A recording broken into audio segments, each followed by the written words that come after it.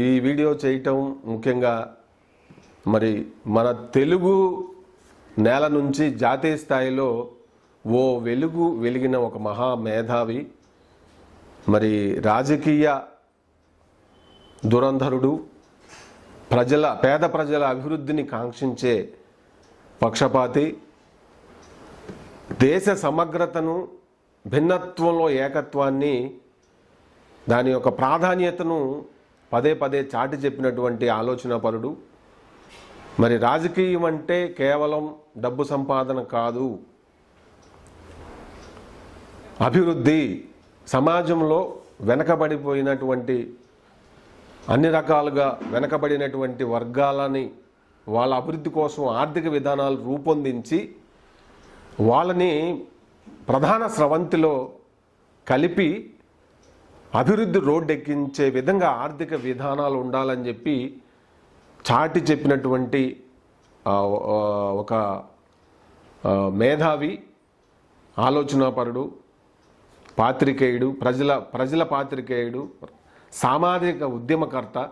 ఇట్లా చెప్పుకుంటూ పోతే సీతారాం ఏచూరి గారి గురించి ఎంత చెప్పినా కూడా సరిపోదు. చెప్పడానికి బహుశా నాకు అంత స్థాయి కూడా అంటే ఆయన్ని గొప్పగా చెప్పగలిగినంత ఇది నేను సరిపోనేమో అనేది నా భావన. అయినా కూడా మరి నేను అవగాహన చేసుకున్నంత వరకు మీతో మరి సీతారాం ఏచూరి గారి గురించి చెప్పే ప్రయత్నం ఇది. మరి కమ్యూనిస్ట్ పార్టీ అంటే తెలుసు ప్రపంచవ్యాప్తంగా, మరి అది కార్మికుల ఇదిగా చెప్తారు. మన దేశంలో కమ్యూనిస్ట్ పార్టీలో 2 భాగాలు ఉన్నాయి, సిపిఐ అండ్ సిపిఎం. ఇందులో సిపిఐ పార్టీ విభాగంలో ఆయన 5 దశాబ్దాలు పనిచేశారు. మరి ఆయన మరణం నిజంగా భారతదేశ రాజకీయాలకు, ప్రజాస్వామ్య లౌకిక రాజకీయానికి ఎంతో ఎంతో నష్టం అనేది డౌట్ లేదు. ముఖ్యంగా ఒక రాజకీయ మేధావి నాయకుడు ఎలా ఉండాలి ఇలా ఉండాలి అని చెప్పాల్సి వస్తే ఈ తరంలో, ఈ జనరేషన్లో మనకి మిగిలినటువంటి కొద్దిమంది వ్యక్తుల్లో ఆయన ఒకరు అని చెప్పాలి. ఎందుకంటే ఒక రాజకీయ నాయకుడిది ఎప్పుడు బయటపడుతుంది అన్నప్పుడు, అంటే ఆయన జరిగిపోయినప్పుడు, ఆయన మరణించినప్పుడు సైద్ధాంతికంగా, అంటే ఒక్కొక్క పార్టీకి ఒక్కొక్క ఐడియాలజీ ఉంటుంది. బీజేపీ ఐడియాలజీ జాతీయవాదం ఐడియాలజీ, కమ్యూనిస్ట్ పార్టీది మరి సెక్యులర్ ఐడియాలజీగా మనకి తెలిసిందే. ఆయన సెక్యులర్ పార్టీకి సంబంధించిన ఆయన. మరి ఆయన చనిపోయినప్పుడు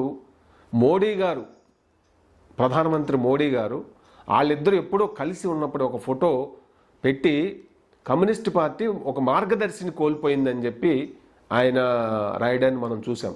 మరి ఐడియాలజికల్గా చూసినప్పుడు ఇద్దరు భిన్న ధ్రువాలు, కానీ తన ప్రత్యర్థులు సైద్ధాంతికంగా విభేదించేవాళ్ళు, రాజకీయ పరంగా వ్యతిరేకించేవాళ్ళు ఎవరైనా సరే వాళ్ళందరితో కూడా ఆయన కలిసిపోగలిగినటువంటి అంటే అది ఆయనకి బై బర్తే వచ్చినటువంటి ఒక గొప్ప లక్షణంగా కూడా కనిపిస్తుంది. మనం చూసాం దేశవ్యాప్తంగా ఆ సేతు హిమాచలం అంతా కూడా అన్ని పార్టీల వాళ్ళు, బీజేపీ పార్టీ వాళ్ళు, కాంగ్రెస్ పార్టీ వాళ్ళు, ఇంకా వేరే ప్రాంతీయ పార్టీల వాళ్ళు అందరూ కూడా ఆయన యొక్క మరణం మరి తీరని లోటు అంటూ, అలాగే ఆయనతో సహచర్యము, ఆయనతో అనుభవాలు ఉన్నవాళ్ళు ఆయన యొక్క గొప్పతనాన్ని అప్రిషియేట్ చేస్తూ వివిధ మాధ్యమాల్లో వాళ్ళ అభిప్రాయాలు షేర్ చేసుకున్న పరిస్థితి మనం చూసాం. నిజంగా ఆ పేరు సీతారాం ఏచూరి తెలుగు వాళ్ళకే సొంతమైన పేరు అయినప్పటికి కూడా ఆయన జాతీయ స్థాయి నాయకుడు. ఏ రాష్ట్రం వాళ్ళు ఆ రాష్ట్రం వాళ్ళు మా నాయకుడు అని అనుకునేటటువంటి పెర్సోనా కలిగినటువంటి వ్యక్తి ఆయన గురించి ఈరోజు పత్రికల్లో ఎక్కడ గొప్పగా వస్తుంది సమగ్రంగా ఆయన చూసినప్పుడు నాకు మన తెలుగు పత్రికల్లో మరి ఈనాడులో ఒక మంచి ఎడిటోరియల్ వచ్చింది. ఎడిటోరియల్ రాయడం అంటే అది మామూలు కాదు. మరి ఈ మన ఆ పేపర్లో వచ్చినటువంటి ఈ పేపర్లో వచ్చిన ఎడిటోరియల్ ఒకసారి నేను చదివి మీతో అందరూ చదివి ఉండకపోవచ్చు. ఎందుకంటే మరి ఈనాడులో ఎడిటోరియల్ రావడం అంటే అది ఏమీ తేలికైన విషయం కాదనేది చాలామందికి తెలిసి ఉంటుందని నేను అనుకుంటున్నా. సో హెడ్డింగ్ ఏం పెట్టారంటే ఒకసారి మీరు చూడొచ్చు. జాతి స్మృతిలో అరుణతార. ఎంత బాగుంది కదా హెడ్డింగ్. పదవుల చుట్టూ పరిభ్రమించే రాజకీయాల్లో ప్రజల తరపున నిజంగా స్థిరంగా నిలబడే నాయకులు అత్యంత అరుదు. అధికారమే పరమావధిగా మంచినీళ్లు తాగినంత సులభంగా మెడలోని కండువాలను మార్చేసే తాలునేతలు, తాలు మిరపకాయలు అంటాం కదా, డమ్మీ వేస్ట్, అటువంటి తాలునేతల కాలంలో నమ్మిన సిద్ధాంతాలకు కట్టుబడి ప్రజా సమస్యలపై నిరంతరం గళమెత్తేవారు ఏ కొందరో కనబడతారు.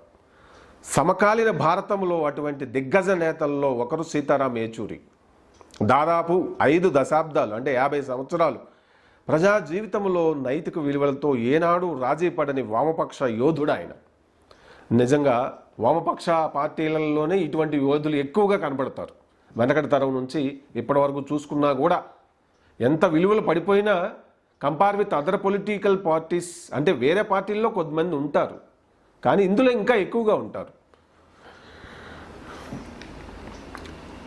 5 దశాబ్దాల ప్రజా జీవితంలో నైతిక విలువలతో ఏనాడు రాజీ పడని వామపక్ష యోధుడు ఆయన. కేంద్రంలో కాంగ్రెస్ సర్వసంహాధిపత్యం వహిస్తున్న రోజుల్లో ప్రతిపక్ష నాయకుడిగా ప్రజావాణిని గట్టిగా వినిపించారు. ఏచూరి తదనంతరం ఆచరణాత్మకవాదిగా సంకీర్ణ ప్రభుత్వాల ఏర్పాటులో కీలక పాత్ర పోషించారు. భిన్నత్వమే భారతావని బలమని, దాన్ని రూపుమాపాలనుకుంటే జాతీయ సమైక్యతే బీటలు వారుతుందని హెచ్చరించారు. సో ప్రభుత్వాలు మారుతూ ఉంటాయి, భిన్న ఐడియాలజీస్ ఉన్న అధికారాలు వాళ్ళు అధికారంలోకి వచ్చినప్పుడు ఈ మన దేశానికి గుండెకాయ అయినటువంటి యూనిటీ ఇన్ డైవర్సిటీ అనేటువంటి ఆ లక్షణాన్ని విస్మరిస్తే జాతీయ సమైక్యతే, నేషనల్ ఇంటిగ్రిటీ బీటల బ్రేక్ అయిపోతుందని చెప్పి మరి ఆ పార్టీలకి ముందు తరాలకి హెచ్చరించినటువంటి విజనరీ మన సీతారాం ఏచూరి గారు. జనజీవన ప్రమాణాలను మెరుగుపరిచే ఆర్థిక విధానాలను అనుసరించటము ప్రభుత్వాల విద్యుక్త ధర్మం అన్నది ఏచూరి నిశ్చిత అభిప్రాయం. ఆయన మామూలు ఆలోచనపరుడు కాదు. ఢిల్లీ యూనివర్సిటీలో అర్థశాస్త్రం చదివారు ఆయన. ఆర్థిక విధానాల పట్ల ఆయనకి సమగ్రమైన అవగాహన ఉన్న వ్యక్తుల్లో మన దేశంలో ఒకరు ఆయన. సో ఆయన చెప్పినటువంటి ఈ విషయం మనం గమనించినట్లయితే ఆర్థిక ప్రమాణాలను మెరుగుపరిచే విధానాలే ప్రభుత్వాలు అనుసరించాలన్నది విద్యుక్త ధర్మం ప్రభుత్వాలదని చెప్పి ఆయన చెప్పినటువంటి ఈ విషయం ఎంతో విలువైనది. ఏదో ఉచితాలు ఇస్తాము అది ఇస్తామని చెప్పి ప్రజలకి మభ్యపెట్టి చేస్తున్నటువంటి రాజకీయ విధానాల వలన అభివృద్ధికి సామాజిక వివక్షలకి గురవుతున్నటువంటి వర్గాలు ఎప్పటికీ కూడా డెవలప్ కావు అనేది ఆయన చెప్పినటువంటి అంశంలో చాలా కీ పాయింట్గా ఇక్కడ మనం గమనించాలి. సో అంటే ఈ దేశంలో ప్రభుత్వాలు చేస్తున్నటువంటి షోఅప్ని ఆయన సూటిగా నరికేశారు. అట్లా షోఅప్ల వల్ల ప్రయోజనం లేదు, ఉచితాల వల్ల ప్రయోజనం లేదు. కాబట్టి ఆర్థిక విధానాల వల్ల ఎటువంటి విధానాలు, ధనవంతుల్ని మరీ ధనవంతులు చేసే విధానాలు కాదు, వెనకబడిపోయి పేదరికంలో మగ్గుతున్నటువంటి వాళ్ళని ఆర్థికంగా బలోపేతం చేసే విధానాలు ప్రభుత్వాలు అనుసరించాలి అని ఆయన పదే పదే ఆయన ఆలోచనలతో ఆయన రాసిన వ్యాసాల్లో ప్రభుత్వాలకి హెచ్చరించటం, సూచించటం కూడా జరిగింది. దేశ హితం కోసం, లౌకిక ప్రజాతంత్ర సమాజం కోసం పరితపించిన ఆయన జనభారత స్మృతిలో సదా చిరంజీవి.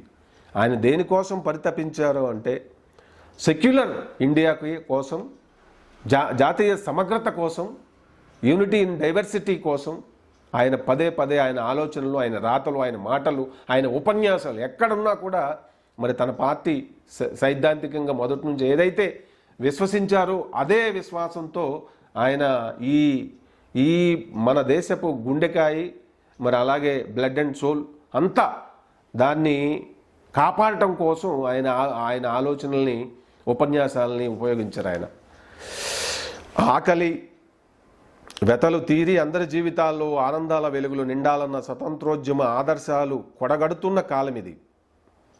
ఒకప్పుడు విలువలతో ఉండేది, ఇప్పుడు విలువలు లేవు. అందినంత దండుకోవటమే పరమావధిగా రాజకీయ పార్టీల్లో చాలామంది నాయకులు చేస్తున్నటువంటి పరిస్థితి మనకు కనబడుతూ ఉంది. కరప్షన్ అనేది ఒక క్యాన్సర్గా తయారైనటువంటి రోజులు. కాబట్టి నీరుగారిపోతున్న ఆశలు, ఉవ్వెత్తున ఎగసిపడుతున్న ఉద్యమాలతో యువతలో కొత్త ఆలోచనలు మొగ్గతొడుగుతున్న రోజులు అవి.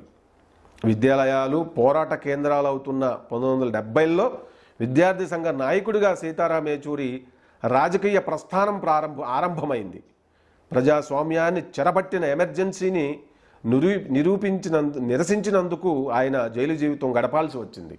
ఆయన ఏ స్థాయి కాంగ్రెస్ పార్టీ, జనరల్గా కమ్యూనిస్ట్ పార్టీలు ఇద్దరు కలిసే ప్రయాణం చేస్తుంటారు మన దేశంలో, అది మనకు తెలిసిందే. అయినా కూడా అటువంటి రోజుల్లో మరి కాంగ్రెస్ పార్టీ తరఫున ఇందిరాగాంధీ గారు ఆమె పదవిని నిలుపుకోవటం కోసం ఎమర్జెన్సీని పెట్టి ఒక డెమోక్రసీని అపహాస్యం చేశారు అనే అపవాదు ఆమె మూటగట్టుకున్నారు అనేది వాస్తవం. ఆ రోజుల్లో ఆయన జేఎన్యూ, జవహర్లాల్ నెహ్రూ యూనివర్సిటీ, ఢిల్లీలో విద్యార్థి నాయకుడిగా దాన్ని నిరసించి జైలు పాలవటం అనేది మనం ఆయన జీవితంలో చూడొచ్చు. ఆ నిర్బంధంలోంచి బయటకు వచ్చిన తర్వాత ఏచూరి తన మార్గాన్ని మార్చుకోలేదు. ప్రజాపక్షాన ప్రభుత్వాన్ని నిగ్గదీయటము మానలేదు. 33 ఏళ్ల చిన్న వయసులోనే సిపిఐ కేంద్ర కమిటీ సభ్యుడిగా ఎన్నికైన ఆయన కాలగమనంలో అనేక చారిత్రక సందర్భాల్లో భాగస్వామి అయ్యారు. నిజంగా మరి కమ్యూనిస్ట్ పార్టీ అంటే సీతారాం ఏచూరి అంటే జాతీయ స్థాయిలో కమ్యూనిస్ట్ పార్టీ అన్నట్లుగా అనదగిన కొద్దిమంది వ్యక్తుల్లో ఆయన మనకి ఈ జనరేషన్ మొత్తానికి, ఈ తరానికి ఆయనే సీతారాం ఏచూరే అనడంలో సందేహం లేదనేది నా అభిప్రాయం. యూనివర్సిటీ విద్యార్థిగా A+ ఆల్ఫా గ్రేడ్ సాధించిన ఏచూరి తెలుగు, తమిళం, హిందీ, ఇంగ్లీష్, బెంగాలీల్లో అనర్గళంగా మాట్లాడేవారు.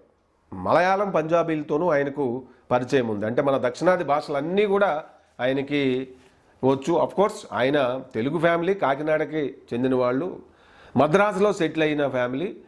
మన ఉమ్మడి సమైక్యాంధ్రలో చంద్రబాబు నాయుడు గారి గవర్నమెంట్లో మరి క్యాబినెట్ సెక్రటరీగా పనిచేసినటువంటి మోహన్ కన్నా గారికి మేనల్లుడు కూడా ఆయన సీతారాం ఏచూరి గారు. మలయాళం, పంజాబీ. జాతీయ రాజకీయాల్లో క్రియాశీలకంగా వ్యవహరించిన అతి కొద్ది మంది తెలుగు నాయకుల్లో ఒకరైన ఏచూరి జాతి కీర్తి సెగలో కలికీతురాయి. కొన్ని పదవులు, కొన్ని విభాగాల్లో కొన్ని అవార్డులు, రివార్డులు అవి ఆ వ్యక్తులకు ఇచ్చిన తర్వాత ఆ వ్యక్తులు విలువ పెరుగుతుంది. కానీ సీతారాం ఏచూరి లాంటి వాళ్ళు ఎక్కడున్నా, సింహం ఎక్కడ కూర్చుంటే అక్కడే దాని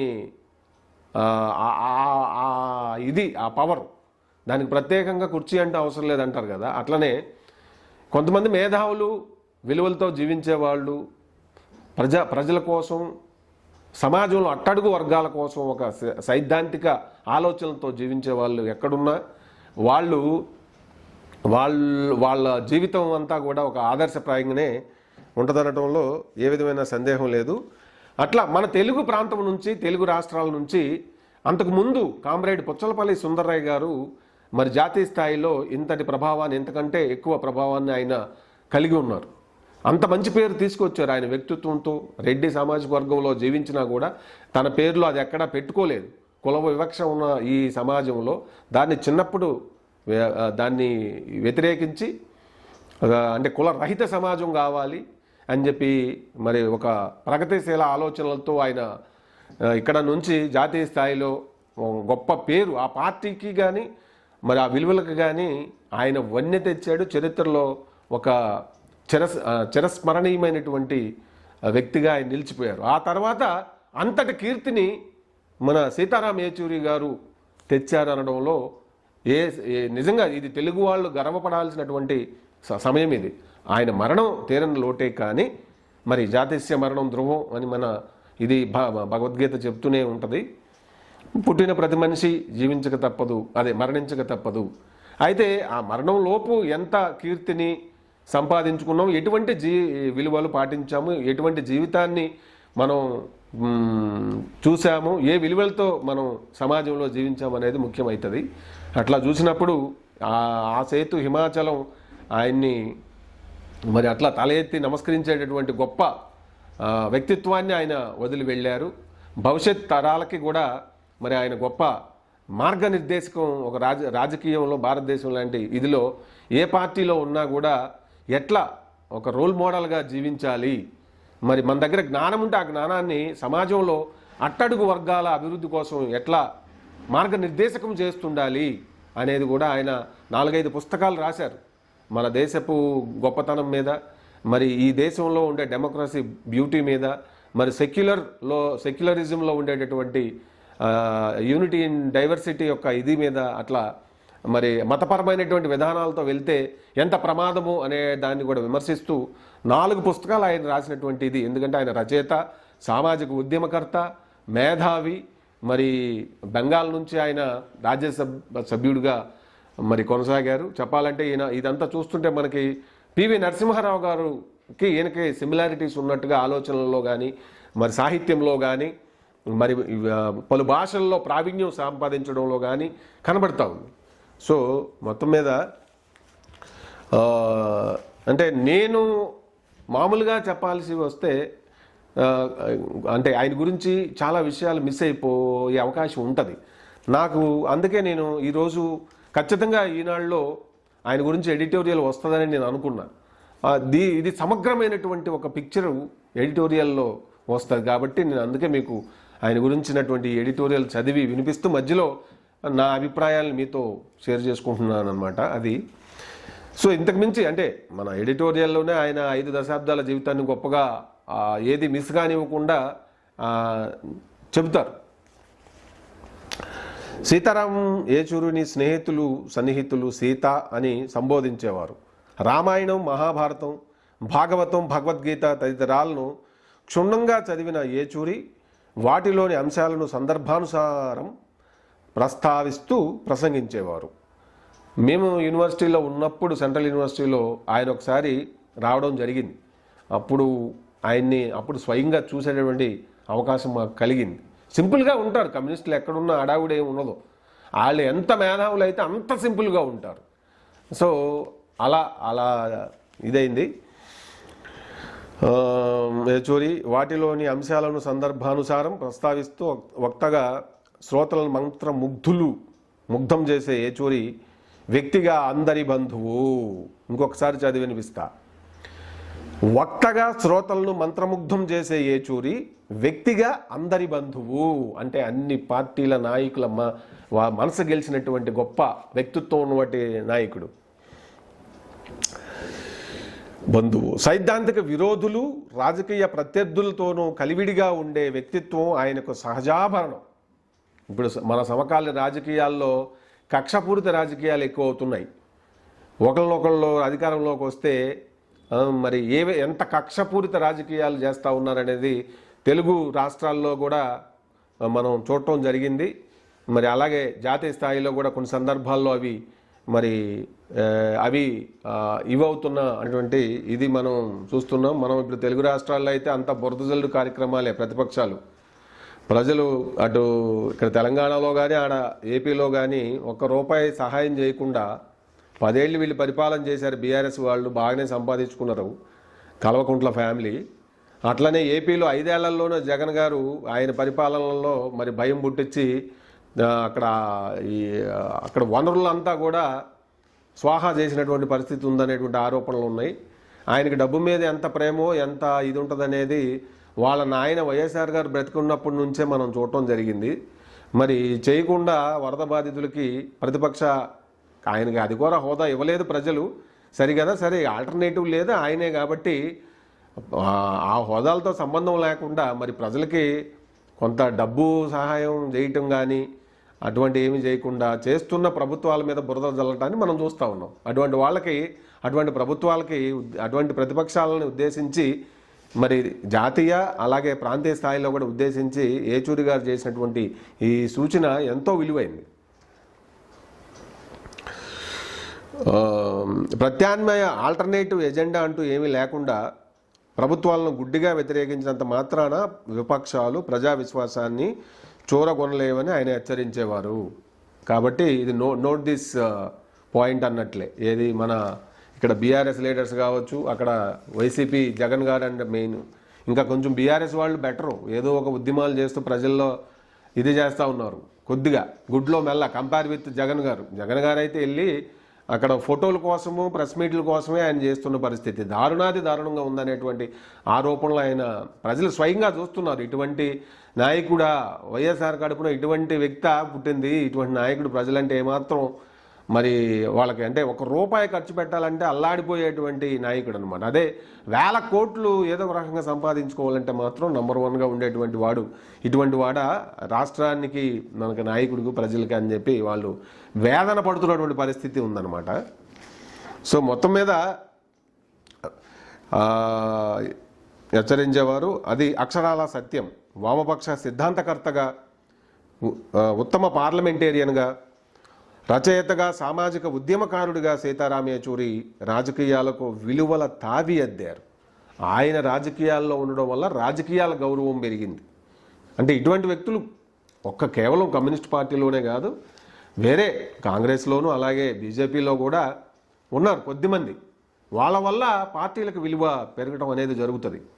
సో అటువంటి వాళ్ళ బీజేపీలో చెప్పాలంటే అటల్ బిహారీ వాజ్పేయి గారు కావచ్చు, ఇప్పుడు ఉంటున్న మోడీ గారు మీద ఆయన కొన్ని ఆరోపణలు ఉన్నా కూడా ఆయన వ్యక్తిగత జీవితం అనేది చాలా ఇంకా నిష్ఠతో, క్రమబద్ధతతో, సైద్ధాంతికంగా సాగుతూ ఉంటుంది. సో అందరికీ అది అంటే అది ఒక ఆదర్శనీయమైనటువంటి రాజకీయ జీవన విధానం అనేది అనిపిస్తుంటుంది. అట్లా వీళ్ళు ఇటువంటి వ్యక్తులు ఎక్కడున్నా కూడా వాళ్ళ వ్యక్తిత్వంతో వాళ్ళు ఎక్కడుంటారో అక్కడ వాటికి విలువ పెరుగుద్ది అనమాట. అటువంటి వ్యక్తుల్లో సీతారాం యేచూరి గారు ఉండడం, అది మన తెలుగు వారు అయి ఉండడం, అఫ్కోర్స్ ఫైనల్గా ఆయన ఇండియన్ అయి ఉండడం అనేది మనకి కాస్త సంతోషం కలిగించే అంశం. ఆయన జీవన విధానాన్ని ఆదర్శంగా తీసుకొని ఒకళ్ళిద్దరన్నా అటువంటి రాజకీయ నాయకులు మరి ఎదగాలని అయితే కోరుకుందాం. మొత్తం మీద ఆయన మరణం నిజంగా కమ్యూనిస్ట్ పార్టీలకి పెద్ద తీరని లోటు, సామాన్య ప్రజలకి కూడా, పేద వర్గాల గొంతు ఆయన, అణగారిన వర్గాల గొంతు, బాధితుల గొంతు జాతీయ స్థాయిలో. సో కాబట్టి నిజంగా ఆయన మరణం అఫ్కోర్స్ 72 సంవత్సరాల వయసు, ఆయనకు ఆరోగ్యం చెడిపోయింది. మరి వెంటిలేటర్ మీద ట్రీట్మెంట్ జరిగింది. వెంటిలేటర్ల మీదకి వచ్చిన తర్వాత ఎవరైనా కూడా అంటే యుక్త వయసులో ఉంటే వేరు, కానీ అంటే 70 ఏళ్ళు వచ్చిన తర్వాత ఈ వెంటిలేటర్ చికిత్స అనేది మళ్ళీ రికవర్ అవ్వడం అనేది చాలా తక్కువ అవకాశాలే ఉంటాయి. మరి అంటే చరిత్రలో ఆయనకంటూ కొన్ని పేజీలు రాసుకొని వెళ్ళారు. రాజకీయాల్లోనూ ఎట్లుండాలి, ఉత్తమ పార్లమెంటేరియన్గా, మరి ప్రజల పక్షాన, అట్లా అన్ని విభాగాల్లో ఆయనంటూ కొన్ని వాల్యూస్ సెట్ చేసినటువంటి పరిస్థితిని మనం చూడవచ్చు. మొత్తం మీద ఆయన అభిమానులకి, మరి అలాగే ఆయన స్నేహితులకి, మొత్తం మీద కమ్యూనిస్టు మరి పార్టీలకి అందరికి కూడా తీరని లోటే. ఆయన ఆత్మకైతే శాంతి కలగాలని కోరుకుందాం. ఇప్పుడున్న రాజకీయ నాయకుల్లో ఒక్కరంటే ఒక్కరు ఇట్లా మన తెలుగు రాష్ట్రం నుంచి ఇంత ఖ్యాతి, ఇటువంటి ఆలోచన ధోరణి